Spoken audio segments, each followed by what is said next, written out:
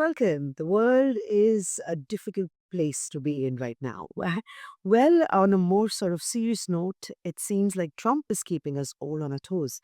But to get perspective of what this tariff war means, whether we're going into a global trade war, we have with us fund manager straight from New York, who luckily happens to be in the city as we speak from Zephyr. Hi, Tim. Thanks for joining us today. Tim, 6 months ago, we all cheered Trump becoming president. World equity markets rejoiced. 6 months on, global equity markets are under pressure. Policymakers are on the edge. There's confusion. Nobody knows what the end game is. First thoughts on what do you make of Trump's tariff war? Well, thanks for having me, Samina. I think as we look at what President Trump in the US is doing, he's obviously shocked markets with an attempt to accomplish one of his goals, which is reviving manufacturing in the US. How effective this approach is going to be is what we have to see over the next few weeks. Is this part of a negotiating tactic in order to reduce trade barriers with some key trading partners in the US? I think that's the most likely outcome from here. But how quickly that can get resolved will be what ultimately just influences how markets behave. Hmm. Well, let's talk about that a little bit more. In China made this comment, saying that Trump's new tariff threats a mistake upon a mistake. How do you anticipate the world reacting to this? Because equity markets aside, we are now talking businesses, we're talking growth, and we're talking a potential global trade war.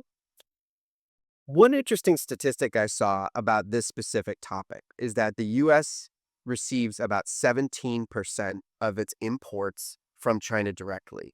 But the reverse is not true. China imports very little from the US, and US's import total for China only comprises around 1 to 2% of China's total imports. So the relationship is more imbalanced on the side of China exporting to the US. However, many of the goods that China exports to the US are consumption related goods, such as toys and other equipment that is manufactured in China. So, as we think about how this relationship could evolve, what a more balanced stance between the US and China could look like, I think this will be the hardest question for the US to answer when it comes to trade relations. And there could be a period of further decoupling between the US and China. Mm.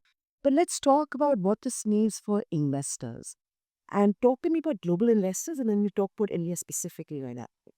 Well, I think for global investors, the key point that we like to emphasize is don't give in to the near term news cycle. As we think about some of the risks and worries that investors may be facing, one of the most difficult decisions is to stay fully invested even during difficult times. But research shows over history a long term approach typically leads to better outcomes for investors. So I think the first point that we leave global investors with is stay the course and know that these periods of volatility can persist, but eventually will resolve. Tim, I think the concept of greed and fear has not been used and talked about more than it has in the last few weeks. Easier said than done, I would imagine. But are you recommending investors across the world to go out and use the current opportunity as well to buy? I think it's a great time to consider building allocations in equities. Anytime you get a 20% plus price correction in certain areas of global equity markets, in my opinion, that's an environment where you're set up for success, let's say over the subsequent 1, 3, and 5 year periods. So unfortunately, we don't have a crystal ball about how quickly these issues will be resolved, but we still have faith that over time markets will continue to rise, and we're still optimistic about the long-term outlook on equities. I just talk about India a little bit more because while India has gained significantly in the last few years as China pursued post the pandemic, this attack by the US, which seems so focused on China, could be other opportunity for Indian businesses, and hence India looks better today than it has in the last few months. Yeah, I think this is a really interesting moment for India because we think about one of India's strengths is it's globally competitive in services. And that's made India relatively less vulnerable to some of these trade restrictions and trade war scenarios than, let's say, Southeast Asian countries such as Vietnam or China itself. So, as we think about India's moment today, this could be an opportunity for India to grab market share of global manufacturing and build on some of its strengths in services. So, in general, I think of all the major world regions and countries, India is actually one of the best positions right now to take advantage of the turmoil and the change that's coming along with this trade tension.